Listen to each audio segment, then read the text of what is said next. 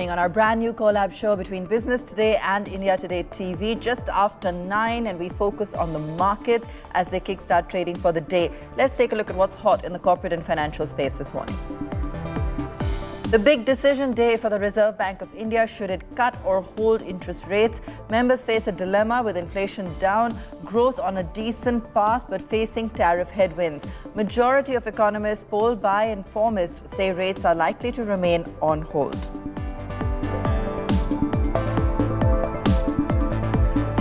It's the season of mega IPOs. LG India joins the public issue party.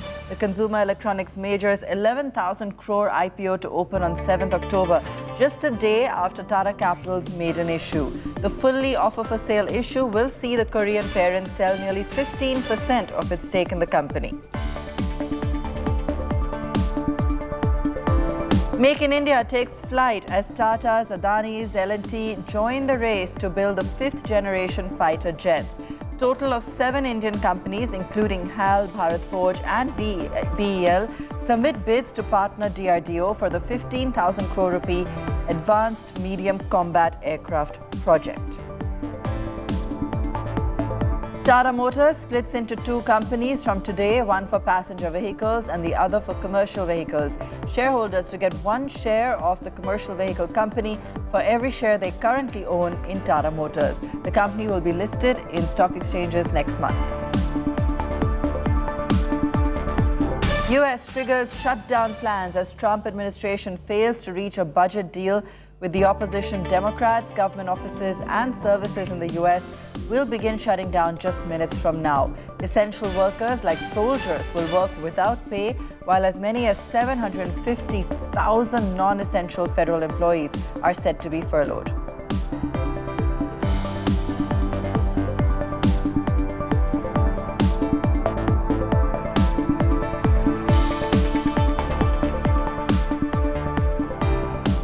All right, let's take a look at the market setup. Let's start with the overnight cues that we're tracking. Of course, the US heading for a shutdown, with a government shutdown, with a lack of agreement, as we just spoke about. Let's take a look at the indices and how they shaped up amidst all of the latest news coming in on the political front and continued news on the tariff front as well. Just steady on the indices, no major reaction on the markets. S&P 500, Nasdaq, Dow, all closing in the green. Let's take a look at Asia this morning as well and see how we are placed ahead of opening just in about a few minutes from now. Those are the tech shares overnight, of course, a slightly mixed bag coming in there. But let's pull up the Asia numbers for you as well. On your screen there, Hang Seng, Shanghai, Kospi, all in the green, and Nikkei, the only one who's consistently seeing a little bit of selling pressure coming in on recent economic data as well. The Nifty this morning set for a flat start, but still slightly skewed towards the green. Let's also go across to Shailendra Bhatnagar, who's joining us, our Chief Analyst Editor, Markets. Shail, good morning as always. We've been watching this trend. While markets have not been in any rush to kind of run away, they are still holding forth a slightly positive bias. We're also, of course, waiting and watching for the RBI meet today.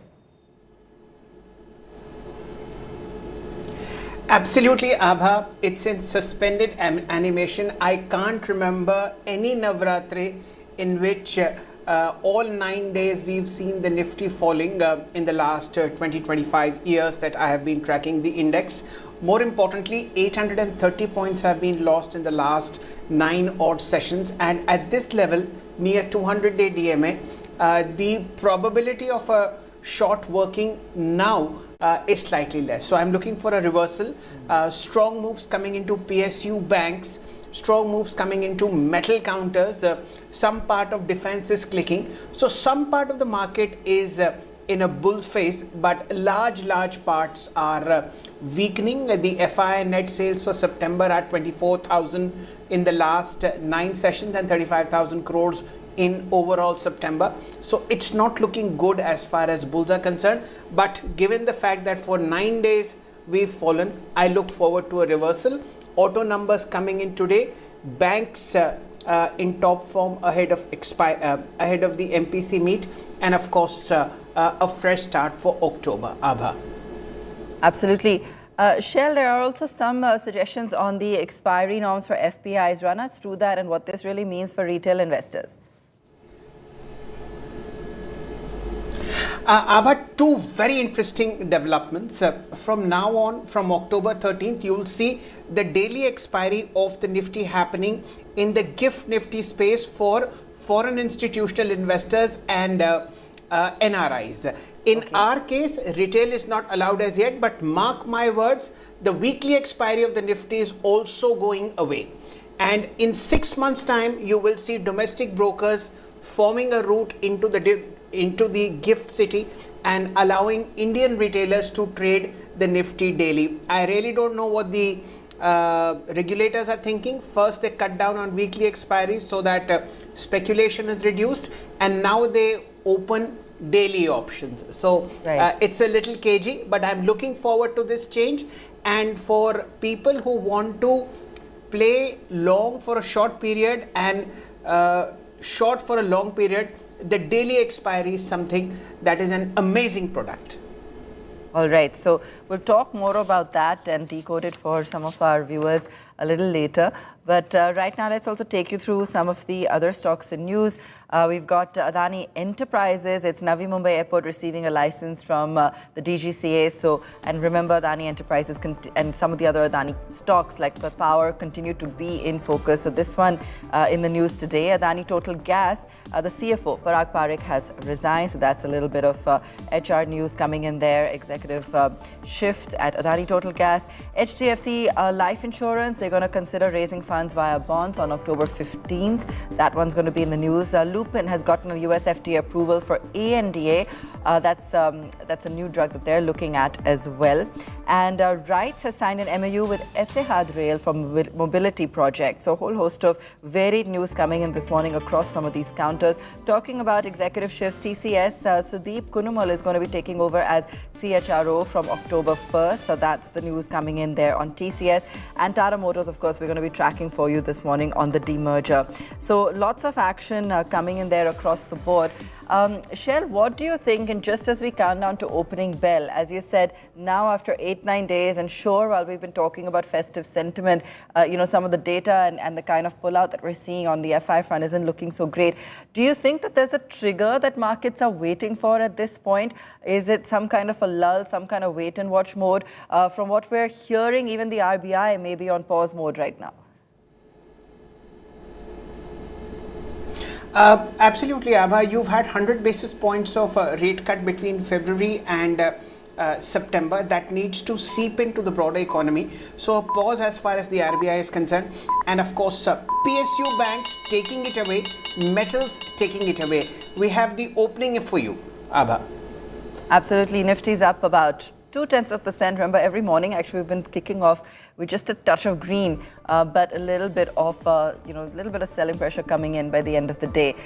Nifty Bank is steady this morning ahead of the RBI meet. A lot of focus will continue to be there, and on the PSU names in particular. So a little bit of profit booking perhaps coming in on the PSU Bank index this morning. Otherwise, it's been actually a center of attraction over the last few weeks. Nifty Pharma today is looking good. Let's pull up some of the movers there. Lupin, of course, getting that US ANDA approval. We've got Zydus and Sterling Biotech also looking at extending their deal closing date. So a couple of movers in pharma, but we'll pull up Sun Pharma is also up about 2.5%. Perhaps some easing off of those tariff concerns for Sun. M&M's looking good. Shriram Finance is in the news today as well, and that one's buzzing up about 2.5%. Bajaj Auto, Dr. Reddy's, HCL Tech. So a nice mixed bag coming in there on opening trade. Tech is participating, Reliance is participating, as we can see so far. On the downside, BEL just taking a bit of a breather. Otherwise, order news has been coming in thick and fast. And so it seems, even with the Zomato or Eternal, as we call it, taking a little bit of a break today. Some of the other financials as well, Bajaj Fin, SBI Life, taking a bit of a breather as well. And some of the other names there on the downside. Very marginal downticks at this point of time. What's standing out to you, Shell, on opening? Aabha, you nailed it. Shriram Finance, there is an interest shown by Japan's financial institution MUFG to buy out the company in various stages. The stock itself is bouncing from its 200-day moving average and now a top performer, 2.9% higher. against the backdrop of a weakening market, especially the financial services space, and more importantly, Pfizer. There's a deal that's happened in the US on Pfizer, and Pfizer's just started off the block with very, very heavy volumes. 37,000 traded in the first 2 minutes, and the stock itself is up 6%. Yesterday it rose 3%. So these two are the stocks looking at. Shriram Finance, MUFG, in talks to buy 20% stake, and that's for $2.6 billion, as reported by news this morning. Let's go across and welcome in Sharad Awasthi as well, joining us from Smiths. Sharad, good morning. Let me first get the market set up from you and what you're looking at when it comes to the index. Are you also a little perturbed by those 8-9 days of a slow trade, bit of shaving off on the index? Are you still positive on the overall festive sentiment? Yeah, good morning. While I'm positive on the festive sentiment, I think maybe because of this announcement phase and everything, happening on 15th August, maybe this quarter will not see the full impact. And, Eastern India usually has a bullish time around the Durga Pujas and Navratris. But the full-blown India festival demand would play out pre-Diwali. So I think next quarter probably would actually capture the real sense of how the festive demand is going to look like. This quarter we will only get a glimpse of it, the last 5-10 days, maybe because of the GST cut announcement, you would see more of the hype. But next quarter onwards, I think even monthly data should be very positive. So long term, I'm very positive. Medium term, yeah, maybe because of this tariff tantrum going on and we not being able to, get through a deal or something on that part. I think that is the nervousness that is kicking in. But yeah, I certainly think with the rate cycle being lower in the US, we might also be looking at some rate cuts during the calendar year. So I think it's a very positive setup in terms of consumption, in terms of rate setups. The capex boost is being pushed into. So yeah, medium to long term, I'm positive. Maybe short term, 1 month, 30 days. Yeah, that might be a period where you might be more or less range bound. All right, I'm going to come back to you on specific stocks, Sharad, but just to mark silver and gold, Shell, this is something we seem to have to do every single day because continuing to see record highs on those precious metals. Absolutely, Aabha. I can't tell you the way silver and gold are moving. Silver now up 1.23%, 1,43,863 is the fresh value for 1 kilo of silver. Gold at 1,15,866. And I have no surprise in telling you that Muthoot Finance and Manappuram are in top shape. Maybe Sharad can offer his views on Manappuram. Aabha. Yes. Sharad, please take it away. And, lots of interest in those gold financiers at this point of time. Yeah, I think a typical cycle has played out around 2-3 years ago. No one was willing to look at them. They have played out very nicely with the cycle. But Shell rightly pointed out, I think Manappuram is a great bet to have even at these valuations. It's not at all stretched. Muthoot might be at peak valuation, so leaving very little on the table. But Manappuram, I think, still has a lot of pathway to catch up. The change in management also helps. So I think Manappuram is something I would still want to bet on. Muthoot might be fairly squarely priced, you might get market linked returns, but Manappuram still has some way to go. We are trading at about 2.5 times price to book.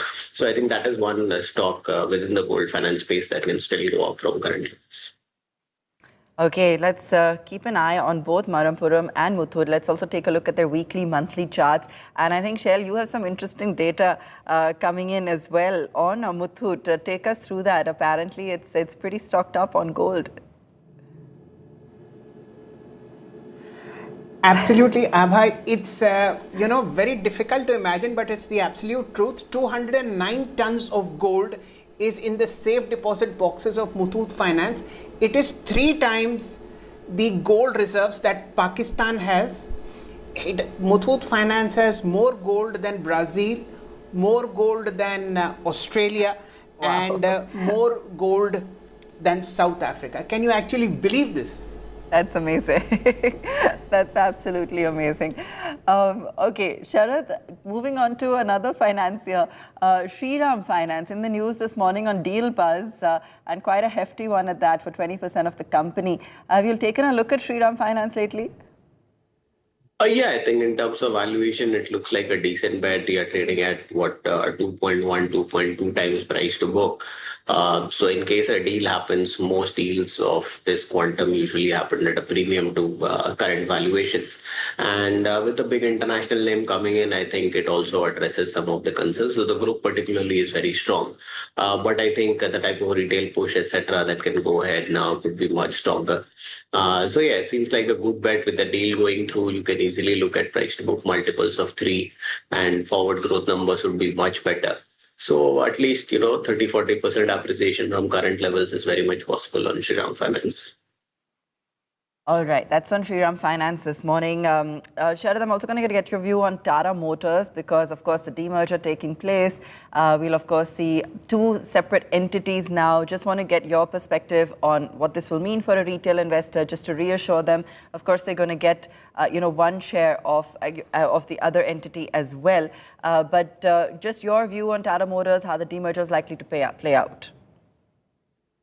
See, generally on the consolidated entity, I'm very positive. I think it's a great business to have at these valuations. If you look at the whole auto pack, probably this is the cheapest that is available to you.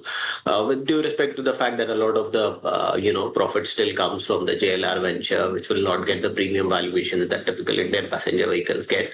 But if you look at the way the whole company is transitioning, the recent acquisition, PV, CV, both should do very well. So I'm very bullish on the whole setup, and I think usually demergers have always given you very good options.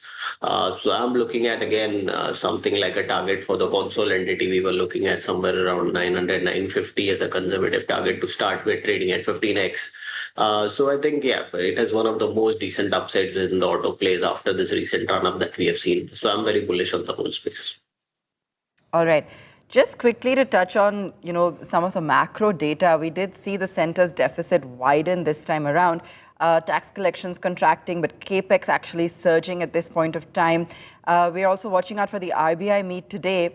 And while we're seeing overall India debt move up, the debt to GDP ratio has actually eased. So fundamentals remain more or less intact. Credit growth has shown some signs of moderation. Non-food credit expanded, but reflected some amount of cautious ahead of festive season. Just a quick run through of some of that key data that came in late yesterday, and also now watching out for the RBI move today. And ahead of that, Shell, a lot of those PSU banking counters are continuing to remain in focus.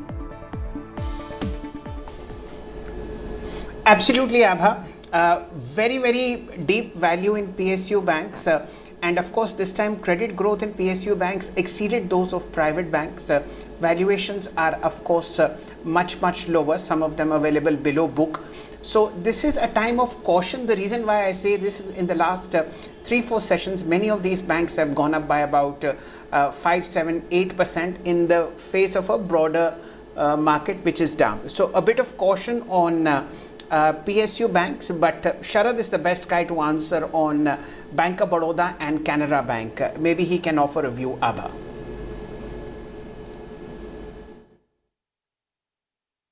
Sharad, we'll love your view on some of those banking names. Yeah, I think around 2 weeks ago or three weeks ago, we had spoken and we were talking about probably PSU banks outperforming. So I think, yeah, the treasury piece should also fall in place, advances, etc. The preliminary numbers that have come in from some NBFCs, Rupee, etc. seem to be enterprising. And I think the next quarter onwards, those numbers should look very well with the NBFC relaxation also kicking in. So yeah, I'm very positive on the whole space, and the PSU banks should ride this wave. The retail focus is strong. As Shell rightly pointed out, valuations are attractive. So if the winds start improving in favor for these banks, you could easily look at a price to book multiple of 1.3 to 1.5 across the board for most of them. I think barring SBI, even the top 3 other banks don't really trade at that kind of valuations. So, on average, I'm expecting 30 to 50% kind of improvement across these banks. Even if you look at the larger names, Canara Bank, PNB, BOB, all 3 look very well poised to move that. Obviously, SBI will lead, but I think these 3 banks could also offer you very decent upside from current levels. All right, Sharad, Shell, thank you both for joining us and taking us through some some of those major stocks in news this morning. Just want to touch on a few more Adani Group names. Let's just pull them up for you. Remember, we've got Adani Enterprises with the Navi Mumbai Airport receiving a license from the DGCA. But some of the other group stocks are also in action. Adani Power once again moving up nicely. Adani Green also looking quite good today. So quite a bit of action on those Adani stocks right now. I just want to touch on the OMCs to see if any impact on the LPG price hike as well as the jet fuel price hike that's come in. Let's just quickly pull those up and just see if there's been any reaction on the OMC counters. So a couple of these pockets just touching upon, but keep an eye on Adani Group names through the trading session as well. We'll also be counting down to the RBI meet and to see what kind of impact comes in on the back of that. And keep an eye on PSU banks as we count down and await the RBI commentary. That's all we could pack into the show for now. Thanks so much for watching, and do stay tuned and join us again at market closing.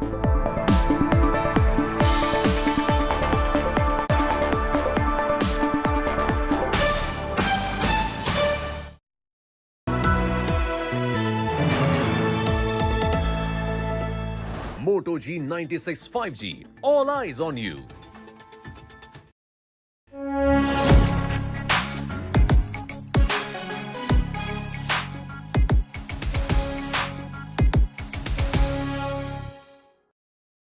I choose a world where we dream and the limit